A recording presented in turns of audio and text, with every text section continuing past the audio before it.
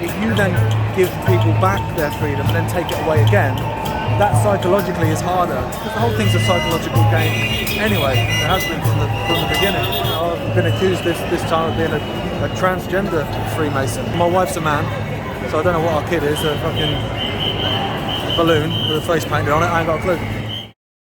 Mind if I have a word? Yeah, alright. Well, obviously it seems like everything that the government's doing right now is kind of like backpedaling. What do you make of it? I don't trust them, if I'm honest. So yeah, I think they're retreating ever so slightly. But at the end of the day, it's a global plan. And so you look at Austria, you look at Australia, New Zealand. The idea that England will be the only one that will just backpedal and go, okay, yeah, I don't believe that. So it does seem a little bit suspicious, doesn't it? Very, yeah. There'll be a reason for it. What that is, will remain.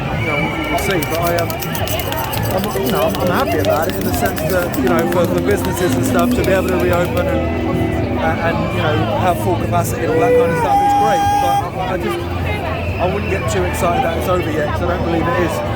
Which is why I think it's important that people keep fighting back like they are now. I half expected this to be quite a poor turnout, because I thought, maybe people might be lured into a false sense of security that it's over, and then we don't need to protest anymore, it's all done. But it's not, the numbers are great, so... Yeah, it seems like there's more people here than I expected, at least. Yeah. How many would you say are here, roughly? Oh God, it's hard to... A few thousand. It's hard to say, guess, isn't it? Yeah. I mean, also, okay, so I don't need a passport to go to the football anymore. Okay, that's great. I don't need to wear a mask anymore. Okay, that's great. I didn't anyway, obviously, but okay, that's great. But then at the same time, you've still got your NHS mandates, you've still got your care home staff mandates. Do you think they'll reverse it? And all that nonsense. They could pause it, They could pause it. It's all about public opinion. That's why they're doing so much polling at the moment. I don't know if you've noticed it, but constantly there's all these so-called independent pollsters are out all the time trying to gauge public opinion. And I think at the moment public opinion is against the mandate. So I think with everything, you and the Together campaign, NHS 100k, everything that's been going on, they're covering it now in the media. And I think that's why this today seems almost a little bit like a celebration in a way. Yeah, I think the NHS 100k are doing great stuff, because they're bringing so many people together within the NHS that have been isolated really and frightened of losing their livelihoods, and people have got mortgages to pay and kids to feed and stuff. People have been working in the NHS for decades, and all of a sudden they're out on their backside. So the fact that you've got so many people that are standing together is fantastic. And cheers, mate. Thanks, mate. Appreciate that, mate. Thank you very much. How you doing? just two more questions, don't mind. Okay, right, so what do you think may happen next if it seems like there's like this backpedaling? Do you think we'll have like a lull of some kind? Do you think it decides to say, well, as I say, maybe a false retreat? Potentially, yeah. I mean, if you look at Biden's chart of coercion, which is basically what they've been doing for the last 2 years, there is part of that which is called occasional indulgences. You know, human beings are pretty bloody adaptable, and so, you know, they can adapt and survive in lots of different situations.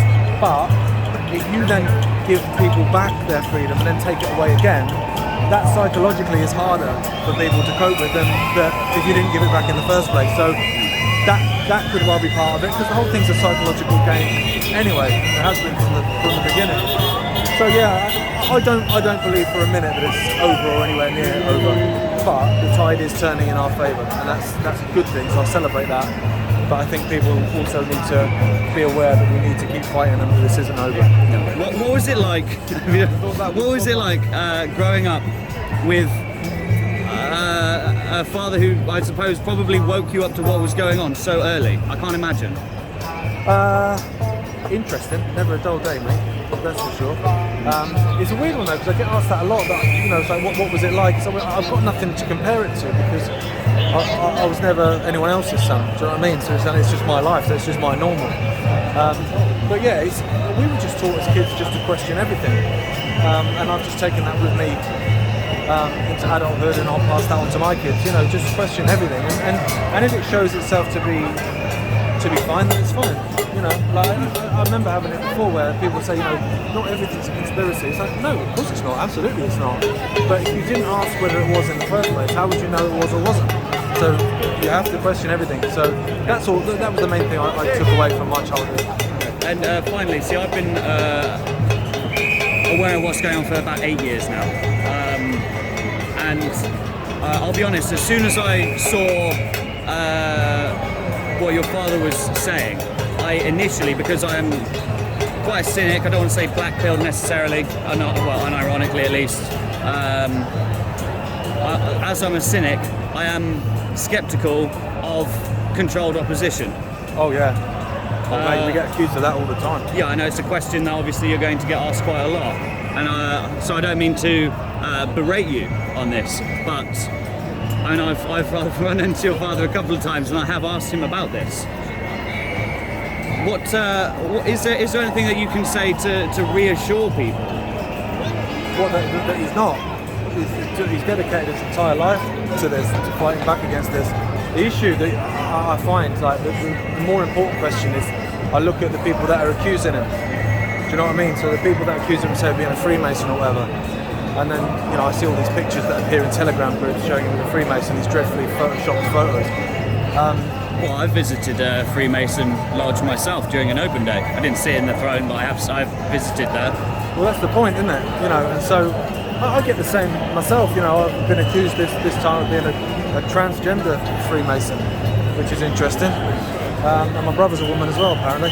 So I don't know what. You know, my wife's a man, so I don't know what our kid is. A fucking balloon with a face painted on it. I ain't got a clue. So I ask about those people. You know, what's their agenda? Like, if anyone spent any time with my dad, like, dedicated his entire life to this. It's all he does from the minute he wakes up to the minute he goes to bed. Is try and uncover what's going on and then tell people about it, which is what he's doing. And so it would be a pretty weird move for someone that was a Freemason to spend 30 years exposing Freemasons in his books. You know? But isn't that what they're supposed to do? Deep cover and all that. Disinformation agents. Is that the theory then? That he's a Freemason? I don't like to believe things, I like to disbelieve everything else. Right. So I don't come to any hard and fast conclusions myself. I'm open-minded. That's why I'm talking to you fairly now, and that's why I had all the other questions, because I am interested to hear what you have to say. Yeah. Well, he's not a Freemason, he's never been a Freemason, never will be a Freemason, and isn't controlled opposition in the slightest. He works on his own, basically, intentionally, so that he doesn't end up being, infiltrated into groups and stuff by, nefarious people, which there are controlled opposition, absolutely there are, and so that's why he works alone. And like I say, he dedicated his entire life to it, and will do till the end. One of the things that made me sceptical was the amount of coverage that he got from, say, the BBC back in his original interview in '91. You can imagine if there were if Google Analytics existed back then, there would be a spike. Yeah. But people need to remember he was a household name who was presenting television shows, football shows, who then, in the eyes of the world, basically went George W. bonkers. And so the coverage was mocking. I mean, it was pretty brutal as a kid, to be fair. But then I'd say to look now, the amount of people that they have on the mainstream media, even on GB News and places like that, but they won't touch my dad with a barge pole. What do you make of GB News? I think there's some stuff on there that is good, because it talks about vaccines where others don't cover it, but they'll only go so far. It's a bit kind of like talk radio, it's like Gatekeeper FM, they'll only go so far, But at the same time, if they go further than most, then that's that can only be a good thing, I suppose. But yeah, you think about it. You've been saying for 30 years that what they want is complete control, mandatory vaccines to the population, and then comes along where all of a sudden they want mandatory vaccines. They're talking about the population in Sweden. They're already doing it with passes and stuff like that. You'd want to talk to that. If you're a media outlet, a mainstream media, you go, well, hang on, you said that like 20 odd years ago. we'll have an interview. But they Well, won't touch him. that's under the idea, the premise that all of these media organisations now are part of a large, Well, conglomerate. there you go. But the point is, they won't touch him. But they'll get other people on to comment on stuff, but they won't touch him with a basketball. Same with social media, just completely deleted off of everything. So,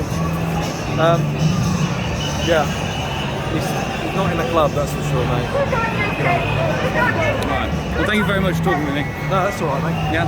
All right. All right, Cheers, mate. mate. All right.